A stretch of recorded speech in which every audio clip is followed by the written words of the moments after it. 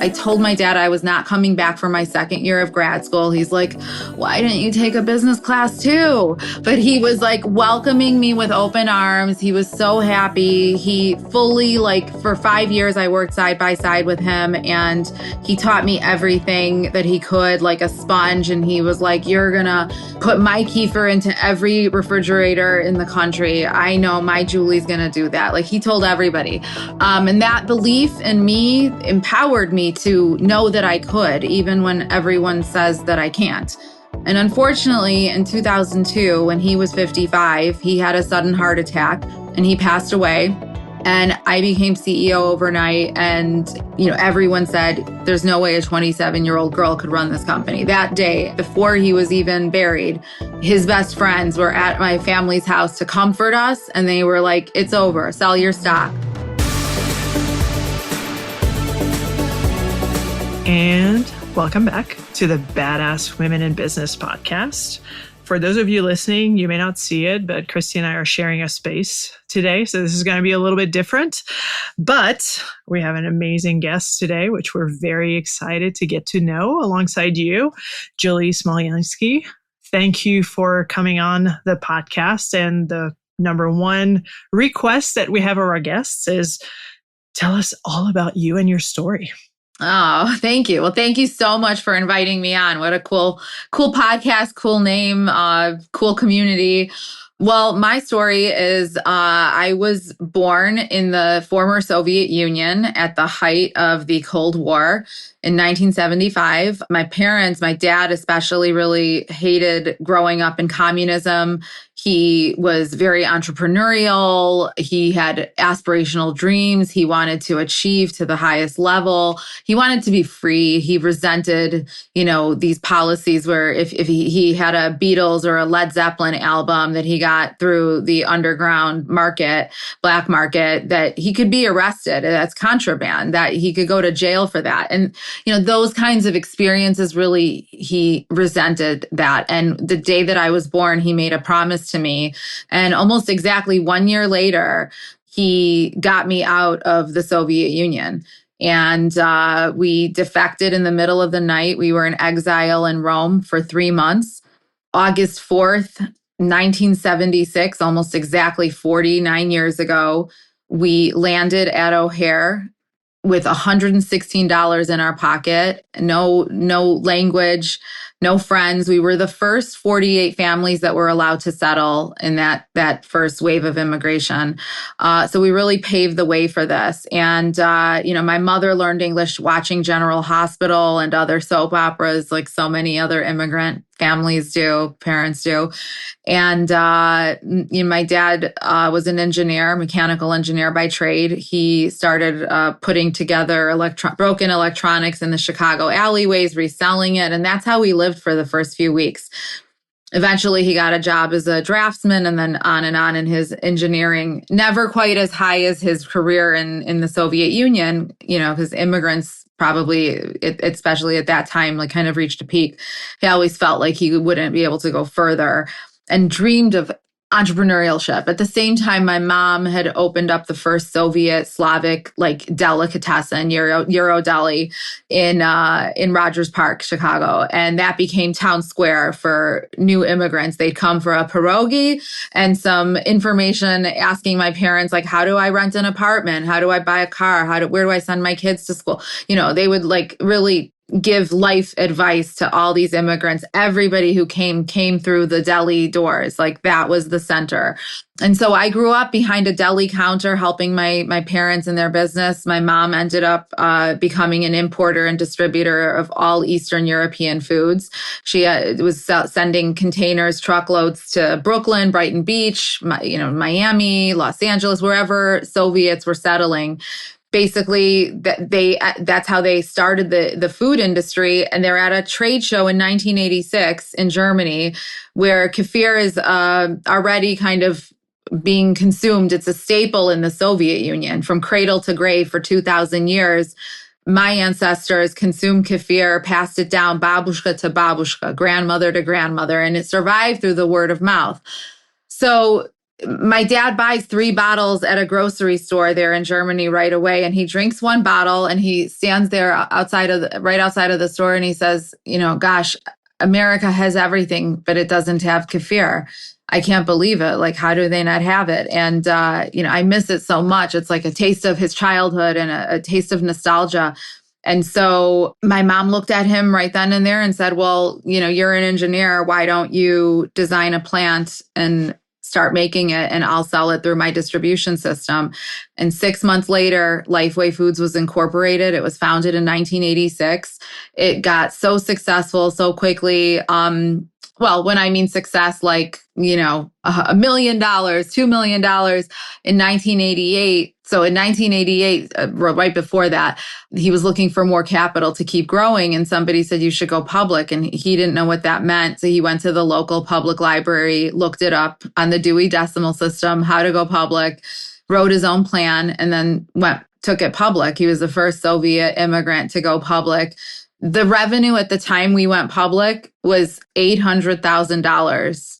That's hilarious. It's unheard of. It's never been done before, and it shouldn't have been done, to be honest.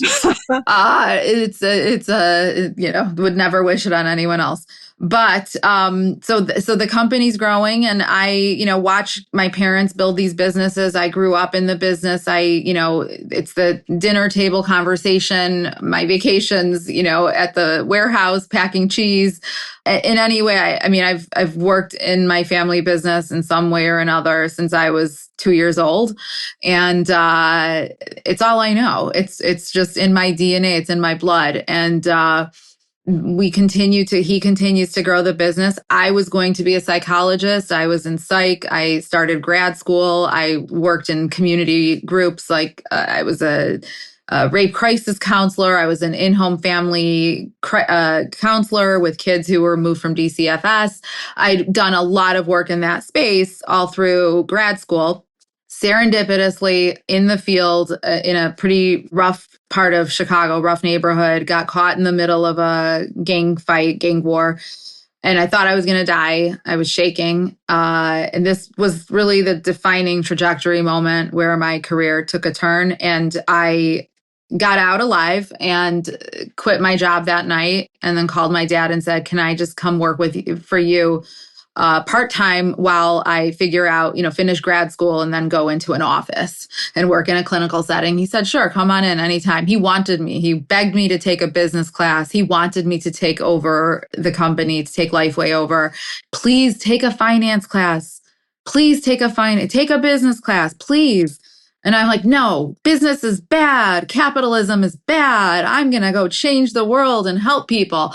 Anyways, in these 2 weeks of data entry work, I heard these great conversations that he was having around how kefir could, improve your gut and health and, change your life and all these great benefits, immunity support. And all of a sudden, for some reason, it just clicked for me, even though I'd heard it for 30 years or at the time I was 22. So I'd heard him talking about this for 10 years. But suddenly in that moment, I was like, wait, I want to change the world and help people, as cliche as it sounds. Here I have an opportunity to come and help my dad and bring this to the masses and help popularize it and help people and do it for profit. And I could see he was like, the company at the time was maybe 5 million, 4 million in revenue.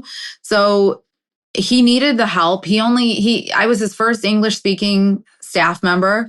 The company was like 9 people in total. So this was really early on. I could see he needed, and I was like, I can do something, because I was studying like how advertising impacted dieting behavior. So even in psych, kind of that was a real part of the part that I was interested in. So I was like, there's a way to use this information that I learned in psych to help consumers make a change, make a buying habit, make a lifestyle choice, make a decision that's better for them. This really is psychology.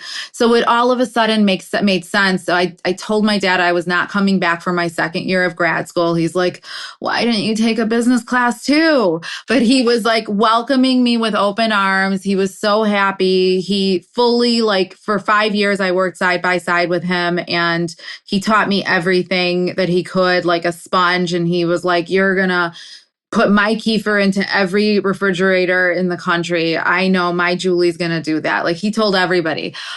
And that belief in me, that he believed in me, gave me the power, gave me the empowered me to know that I could, even when everyone says that I can't.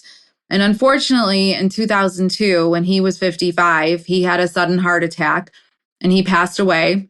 Mm. And overnight, I became the CEO. And there's a whole long story to that, and we can talk about that if that's of interest. But he passed away. I became CEO overnight, and everyone said there's no way a 27-year-old girl could run this company. That day, before he was even buried, his best friends were at my family's house to comfort us, and they were like, "It's over. Sell your stock."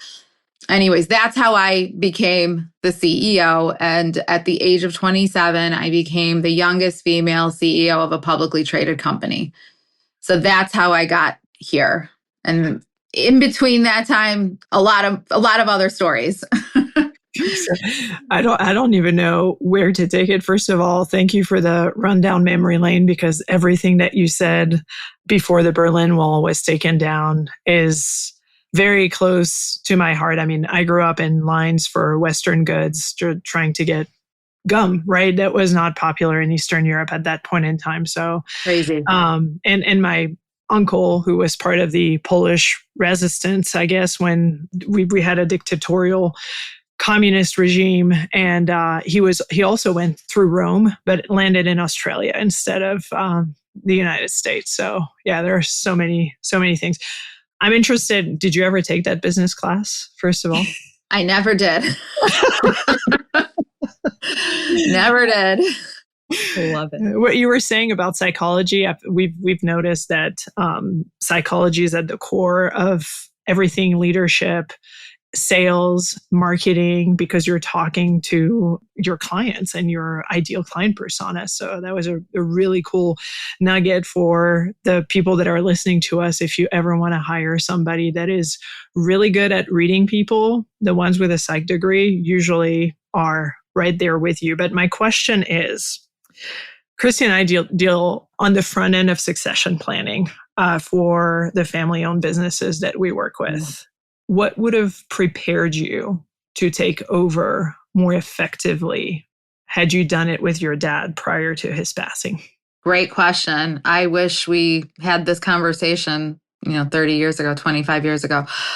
First of all, probably a family business consultant would have done a lot. It would have been really, really helpful.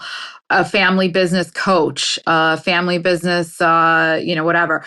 Family therapy would have probably been very, very helpful. And it could be, couched under family guidance, whatever, family coaching, business coaching. But a family therapist of some sort would have been really, really helpful. It's like we immigrated, we were right in the middle of that's traumatic. We come, to your point, we come from a line of country that's been under war forever, basically, most of the time. All of those people, my family, they're all traumatized, and have not had it's just survival skills. Just they're surviving. They don't have the comfort or the luxury to the privilege of thinking about work-life balance or what's fair, what's not, or what's ethical. None of those things come into play. It's literally just shoot from the hip, survive, make it in a world that doesn't want you to make it. Immigrants it's not easy for an immigrant to start up again. There's definitely bias. Every time my parents open their mouth, the first impression is heavy, strong accent. People are judging them right away. So it's hard. And then, it's traumatic. Nothing to say. It's super traumatic, the whole experience. Not everyone can make it. And there comes a cost to it. And even with all of the success of the company, it came with a price, a huge emotional price. And yeah, I do think that if, somebody had thought of recommending you have to, if you want to be in this business, you have to go into family coaching, family business advice, whatever. That would have helped. And also things in writing, contracts. It was assumed that when family members agreed to certain things, that would be upheld because it's family. But, put it in writing. It doesn't matter if you're the closest family, whoever it is, whatever they promise you, put it in writing, get a lawyer, have somebody representing you, family or not. That's one of the biggest issues that I have experienced, that, things were promised in handshakes, even with lawyers present.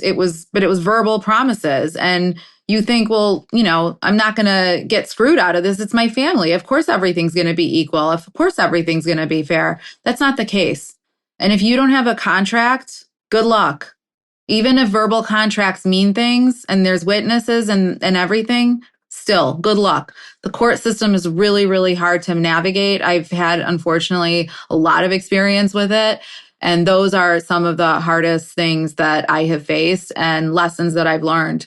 So yeah, I mean, and maybe people don't care in the beginning when they're like smaller businesses or startups, because it's like, what are you going to fight about? What are you going to lawyer up and contract like your little store? But even your little store, everything matters. Everything matters. And things are little until they become big, and then everyone's fighting over it. So do it when it's not a lot at stake, when people kind of like underestimate what it could be.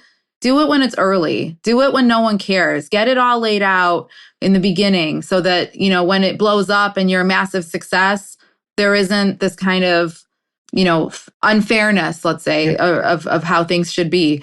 So I don't know. That's some of the things that count. But there's a lot. There's a lot of things that, I now looking back, if my dad was here, things would be, really, really different. And I don't know if we'd be as successful, because, who knows? Hindsight 2020. Who knows if we would have continued to, survive and thrive? I don't know. It's the universe lays it out. So I want to go back to you being a CEO, the youngest one, 27 years old, of a publicly traded company. How did you step into that role with confidence and also get the buy-in from the existing team that was already there that you were a part of, but shifting that lens?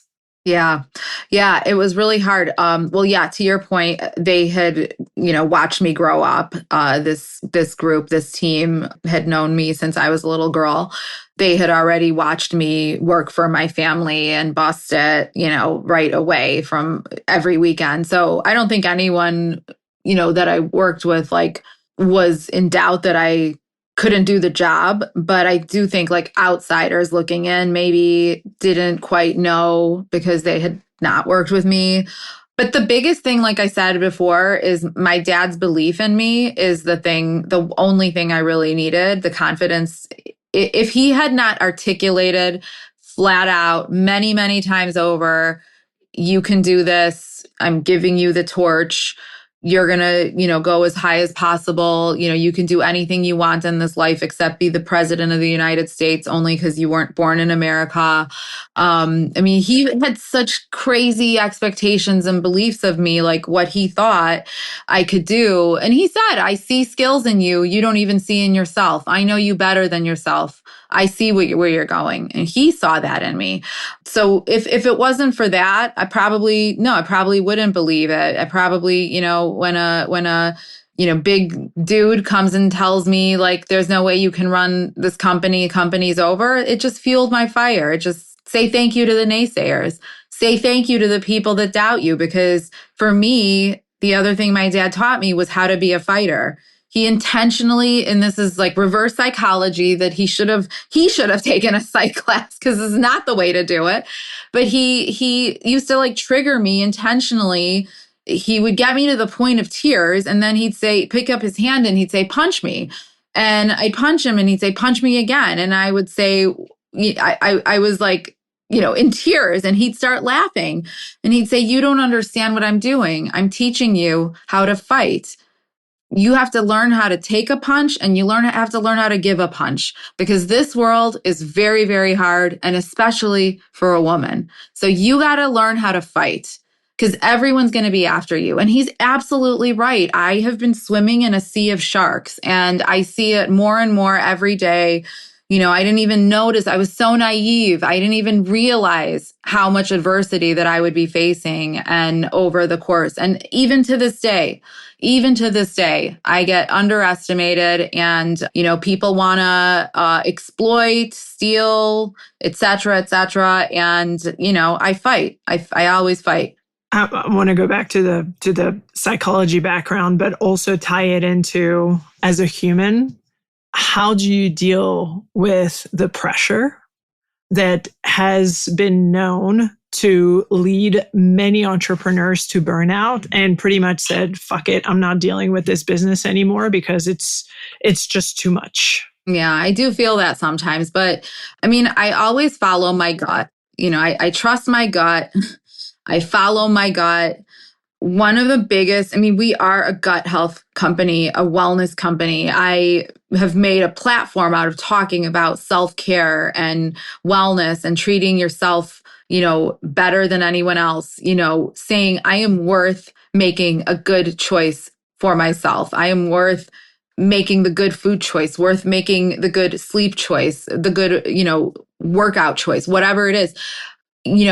I have always taken my own wellness very seriously. So that means building in time for a workout. When I was, at the peak travel or peak, whatever it is, there has to be an hour of workout time. Like, that's a non-negotiable. And that is huge, because just moving your body, going outside for a walk, getting, sweaty, that moves the needle on your mental health. And it's enough to say, you know what, I can get through anything. I've run 13 marathons. I'm training for another marathon right now. And my dad was alive to see me run the first one. But after I finished the first one, I remember thinking, the idea of no, I can't do something is not in my vocabulary ever again. And it is this self-care practice that has been with me, that I return to over and over again since I was a little girl. I started figure skating when I was 6 years old.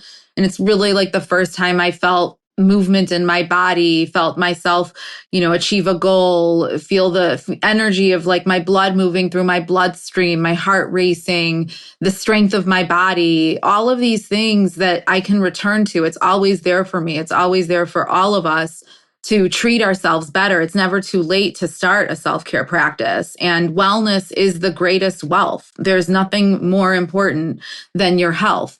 And it's small things. It's how you talk to yourself. It's how you rest your body. It's how you, all of it, move your body, feed your body, fuel, all those things. And, eating and food doesn't have to be like I was growing up in the 80s and 90s when it was about deprivation and, elimination and, fat-free this and low calorie that. And I'm more of this idea of like, what can we put into our body? What foods can we eat to nourish our body, to fuel our goals? And, Lifeway kefir for me is like the biggest thing. There's so much great research around it. The microbiome operates everything. We haven't even scratched the surface on learning about the microbiome.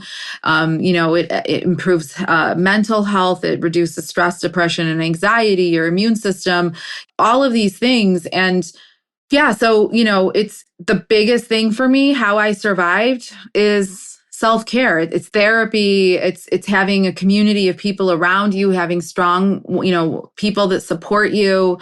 Those are some of the things. And, I find joy in like reading, everyone has to find what's good, what works for them. But I escape in a book. One time when I can't multitask, I have to, if you're going to read the page and understand what you read, you have to concentrate on it. So I like that. I like getting out in nature and hiking. Like those things bring me joy. My dogs, my kids, my family, my friends, my team. I love like being in lockstep with my team, and like, it's like a symphony where we're working together. It's such a beautiful thing. Like all of those things really help. But the biggest thing, if you get tired, learn to rest, not quit. Mhm. Take a break, take a week, take 3 weeks if you need. Don't quit. Never quit. Don't give up. But, also there's more to life than work. And if you don't want to, crush it, that's a choice too. And that's okay. It's totally, everyone's coming at it at a different place, has a different, path, a different mission. And it's following your gut, what works for you. But if it's just burnout, don't quit. Take a break. Give yourself a minute to recharge. And then you'll probably come back refreshed, new ideas, find something that like gets you in curiosity, approach it playful, this is playful experience, those are some things that work for me.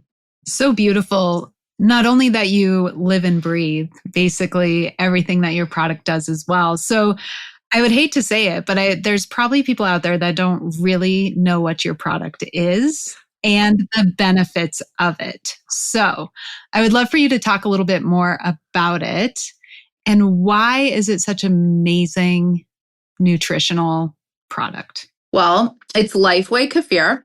And kefir, like I mentioned, is a 2,000-year-old product that originates in the Caucasus Mountains. And it's passed down generation to generation from babushka to babushka.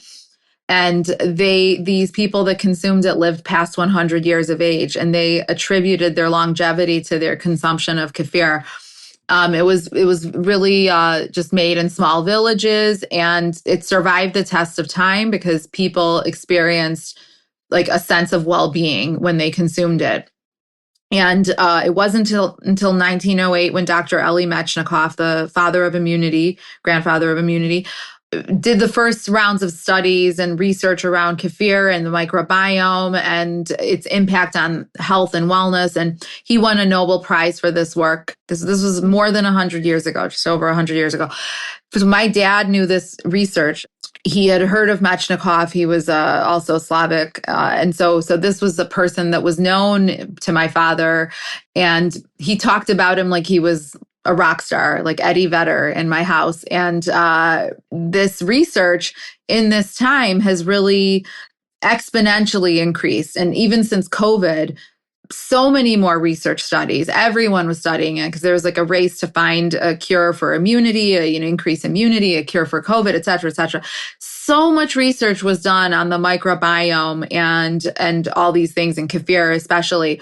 And so the benefits, well, for example, we know that most of disease in the body is inflammation and a dysbiosis, gut dysbiosis, an imbalance of gut bacteria in your gut. And so kefir restores the microflora. It replenishes it over and every time you drink kefir, you're replenishing your natural microflora and you're healing your gut, really. Things that disrupt our gut microflora. It's just natural, the lifestyle that we live, modern lifestyle. It's overuse of antibiotics that wipe out all of your good bacteria and bad, all of it, good and bad. It could take 6 months to 2 years to restore your friendly bacteria microflora after a round of antibiotics. That leads to all sorts of other side effects from that. You have traveler diarrhea or yeast infections for women and a whole other range of things that happen from antibiotic use. Travel disrupts microbiome, stress, other types of medication, alcohol use, hand sanitizers destroy the natural bacteria. Don't use hand sanitizers. We don't need them unless you're in a hospital setting. You don't need it. Regular soap and water will work. I mean, antibacterial soaps have been largely discontinued because of that, because they're actually more dangerous than not, because it disrupts your natural microflora. We had this disease of cleanliness, like this feeling like we should live dirty. Actually, the living dirty helps us keep our immune system up because the body, our cells have to fight something. And if we've eliminated all of the dirt and all the bacteria, it starts to attack itself. And we think that's partially why there is a rise in autoimmune disease and ADHD and autism. And we think that it's largely all connected to the microbiome, gut microflora. Even addictions, we are finding people who have addictions, they have a very different microbiome. And then by introducing probiotics like kefir, you could really start to get some healing benefits from it. I mean, it's a lot of things, but it's one part of the puzzle. Yeah. So those are some of the things. Now we see, we've learned it does have this mental health benefit because there's a mind-gut connection through the vagus nerve. There's a skin-gut connection through the skin nerve and the gut. So you want clean, beautiful, glowing skin, acne, clear skin, drink kefir. So many other benefits. It just went viral on TikTok I guess people are drinking it in the evening for a flat belly in the morning, and it helps debloat, which is true. It reduces inflammation. I mean, it really is kind of my ancestors were right. They were right, and they followed their gut, and it is kind of a gift from the gods and very healing. So here we are. That's some of the benefits. We also have a cool product called farmer cheese. I was going to talk about it because that is the first time my mom is in, my sister lives in Vegas. And so we've always been looking for the white cheese that is so common in Eastern Europe to make cheese pierogies and a bunch of different things. And sernik, which is the Eastern European cheesecake, that's the only cheese that gets us there. Yeah, this is mostly we've kept it in specialty stores, but we're just starting to scale it now. Yeah. And actually, it's funny because I just did a cooking segment on Instagram with Katie Couric and Kelly Rizzo, and we made sirniki. So I was laughing. I taught Katie Couric how to make sirniki. It's so funny. Yeah, they're really popular. But yeah, I mean, cottage cheese took off recently. It went viral on social media. Blended cottage cheese, and farmer's cheese is kind of like that. It's like a soft, unripened cheese. It's spreadable, high protein. Everyone's really into protein. Kefir and farmer's cheese is great for people who are using GLP-1 because you really need that high protein source and restoring of the probiotics in the gut flora. But yeah, the high protein, I mean, it's got some of the best protein ratios out there. And, not just any protein, but high quality, bioavailable, real protein, not synthetic lab produced protein that your body can't even you can't even process. Yeah. So it's really a special food. It's probably some of the best that you can find in like a grocery store. It's, the least processed. We have this conversation around ultra processed foods now. This is the least processed kind of food that you can get. It's really amazing. And it feels like it's satiation. It's real food. It's not like empty food that you eat and you're like, I'm starving again. Like I don't feel satisfied. This really satisfies you. And I just love that. I love that we can change gut bacteria, guts and improve people's guts and their health overall. And like, it's so powerful. I like really get so much joy when I hear our customers tell us how kefir and Lifeway has improved their lives. I'll never forget. I had this call from Jamaica, New York. My dad, I was working late in the office. This woman called and it was late at night, like 8:00 at night. And she's like, I just called to say thank you. I'm so glad somebody's here to take the call. I was supposed to have surgery to remove my digestive tract, 80% of my digestive tract. I have Crohn's disease. And on a whim, somebody told me to try kefir, Lifeway kefir. And so I went to the store, I bought it. I've been drinking it for 2 weeks. I have 0 symptoms. I'm off all of my medication and I've canceled my surgery. And it's all because of Lifeway, because of kefir. And that was one of those moments where I'm like, this is why I'm doing what I'm doing. I wanted to change people's lives and help them. And this is doing that. Or like people who are on chemotherapy, a lot of times they can't keep any foods down. They don't want anything. They can't keep it down. The only thing that they can tolerate is kefir. And that is really, really special. I am so proud of that. And that, we can, in hard, challenging moments, just offer some bit of comfort to somebody. That's all the worth it in the world. Like Mary Oliver says, what are you going to do with your one fabulous life? And doing this is a great way to, spend time on earth. So we live in a society where some people are loyal to brands, but people like change. And we live in a country where processed foods are king and queens. I'm curious, how has your product innovated and evolved over time since 1986 in order to continue outside of the tradition of Slavic people drinking kefir to the typical American customer or consumer that may not know about its benefits? Yeah, I mean, I think that's a great question. I think about it all the time.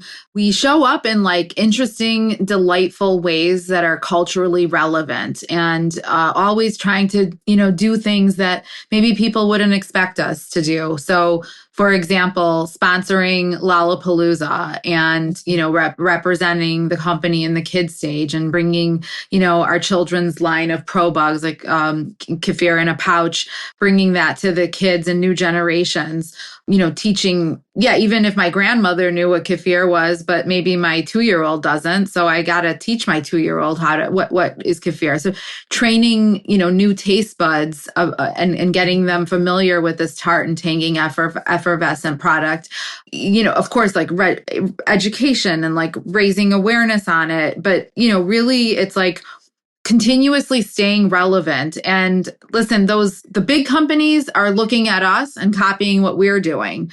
They can't innovate for the life of them. They don't know how to be relevant. They just follow everything that we do. And, the thing is, it is very David and Goliath. And the thing is that, when we are innovating, we're 5 years ahead of whatever they're doing. We're fast and nimble. While they're thinking about it, we're already nationwide. And so I think that, that's how we stay relevant. And we're always like developing we're on top of the coolest trends. I, in particular, have one of my skill sets is I have the ability to see patterns really early on. I can spot trends really early on.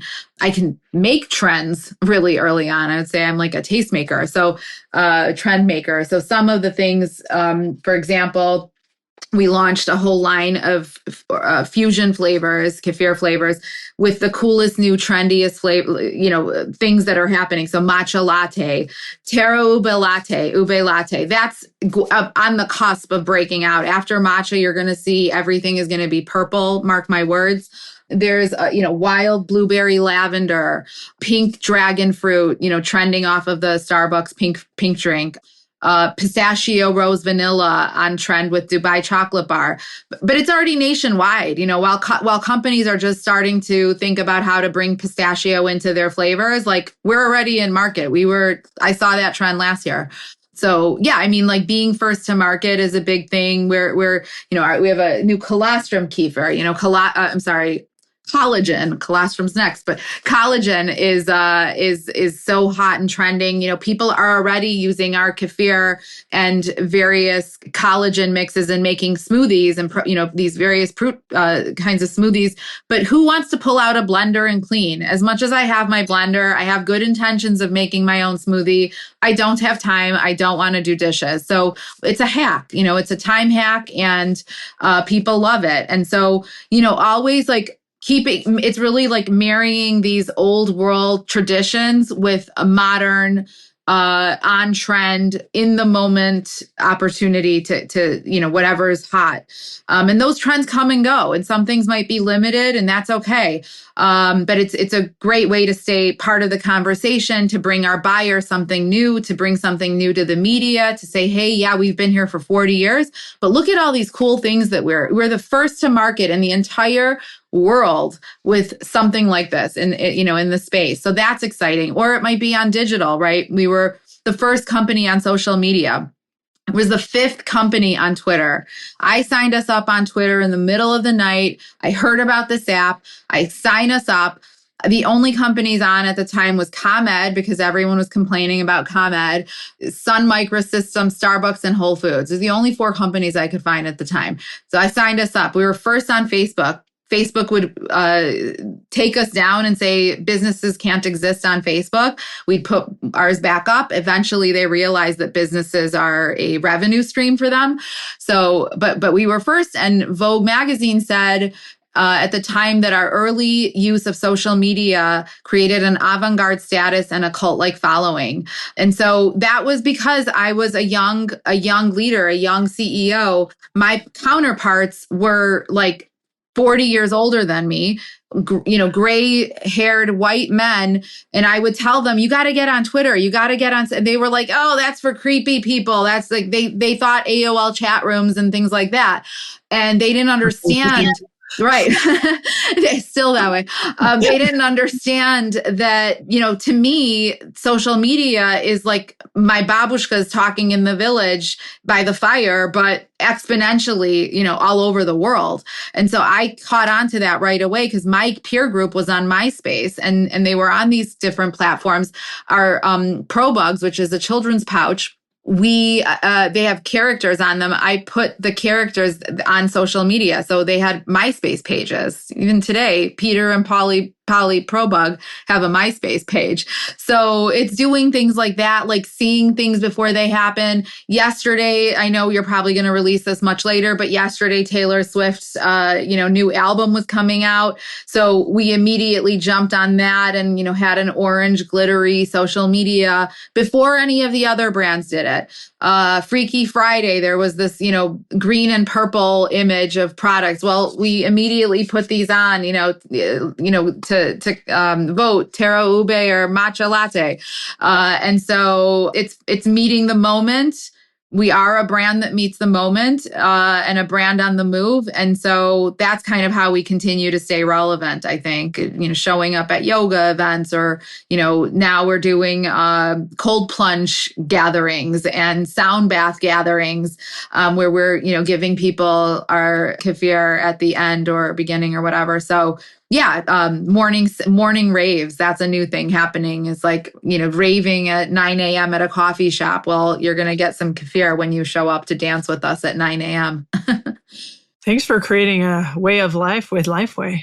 Thank you. Thank you. It is a way of life. You're right. Yeah, it is. And you heal your gut while you heal your mind, I guess, now with your new endeavors. That's right. That's right. That's right. Yeah. I wrote a cookbook to help people find ways to use it, because that's another kind of like innovation. Our ancestors didn't cook with it. They just drank it plain. That's all that there was. So then my dad started flavors, to get it into the American market. He added strawberry, raspberry, all the flavors. But then I started cooking with it. And my mom at first was like, it's crazy. You're making this with kefir? What? Kefir is just drink. I was like, no, it's like you should use it as a substitute for sour cream, buttermilk, yogurt, other kinds of whatever. So, it's a great marinade in chicken. You can make great shish kebabs or, just smoothies. Like that's easy. But baking is great. Salad dressings. There's great recipes. And I also kind of tell a story about entrepreneurship, and each recipe comes with a little story. So it's really nice. But yeah, that's available on Amazon and all the other places. But yeah, it's fun. I mean, if I can get even a quarter of the amount of energy you have, I am all into buying your product and Thank you. Being a big believer in it.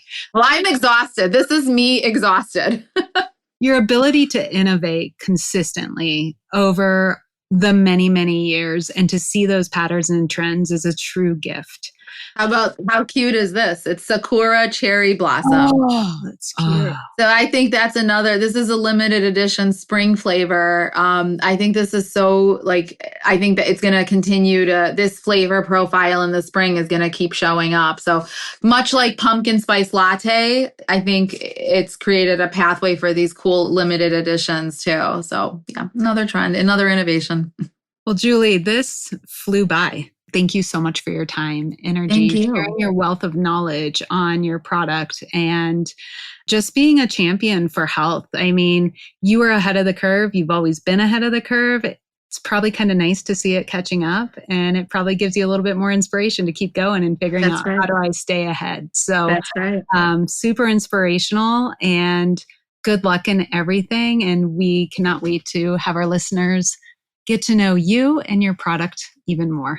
Thank you so much. I appreciate it. I love your guts. Thank you. Thank well, you. She's about to try kefir because it's in my fridge. As an Eastern European, I cannot live without it. So. Yay. And then I'm someone who's dairy intolerant, so I've always shied away from it. If you're lactose intolerant, you can still drink kefir because the probiotics eat the lactose as their food, so it pre-digests it for you. So it's like lactose free. So it's which is really important for women and girls of bone building years, because we end up missing a lot of that calcium. It's really important to get calcium from a food source to really fortify those bones and muscles. So yeah. Yeah. And before we hang up, I just want to make something very clear, because you were talking about David and Goliath. I'm pretty sure you're the Goliath of kefir. Oh, thank you. That's awesome. And on this note, everybody listening to us, including you, Julie, stay badass.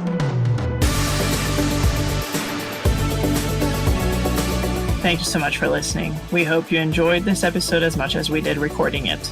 If you like our show, please rate us, drop us a review on your favorite streaming app, and we'll catch you on the next episode.